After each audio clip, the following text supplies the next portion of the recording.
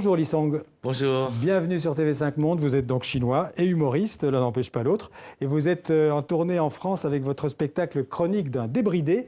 Vous êtes de Shanghai, je crois. C'est ça, oui. Et vous parlez français parce que vous avez vécu en France. J'ai vécu en tout 4 ans et demi en France. La France, pour moi, maintenant, ça fait partie de ma vie. La langue française, c'est ma passion.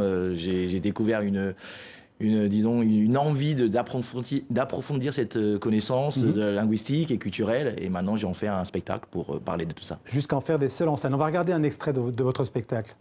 1,5 milliard de personnes avec chacun un destin. Ça, c'est pas un projet viable. Hein. Quand moi, je suis né dans ma banlieue Shanghai, le destin, il savait même pas que j'existais. Alors, il n'avait pas prévu que je serais là un jour à vous parler dans la langue de Molière et Cyril Hanouna. Hein.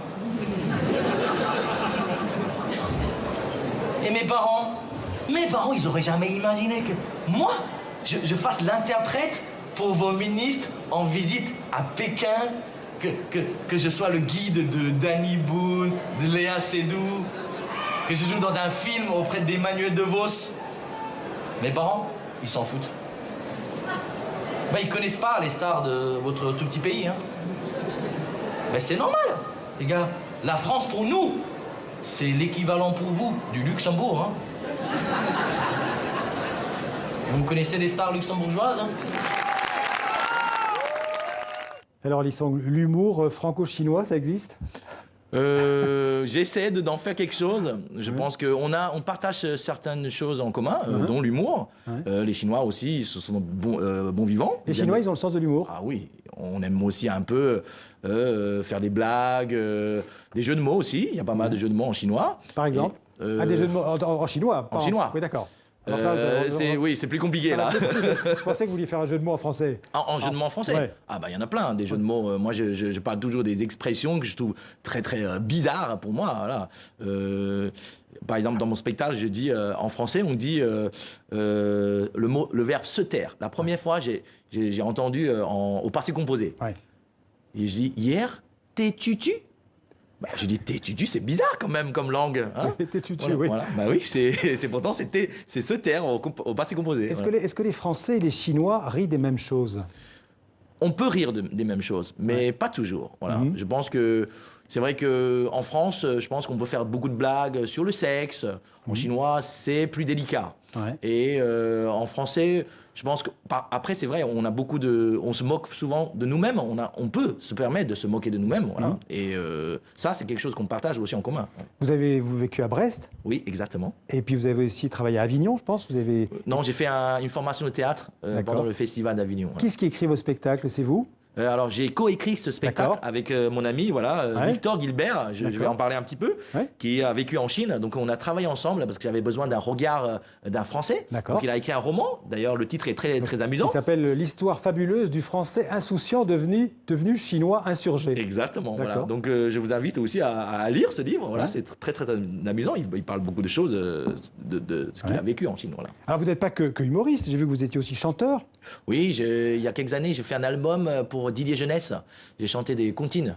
Du coup, c'est vrai. Et galeriste aussi, Oui. Vous êtes un amateur d'art?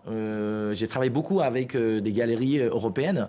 Et là, je travaille pour la galerie Photo 12, qui a une antenne aussi à Shanghai. Voilà. Alors, les mots, j'imagine que en apprenant le français, vous avez aimé aussi la littérature française.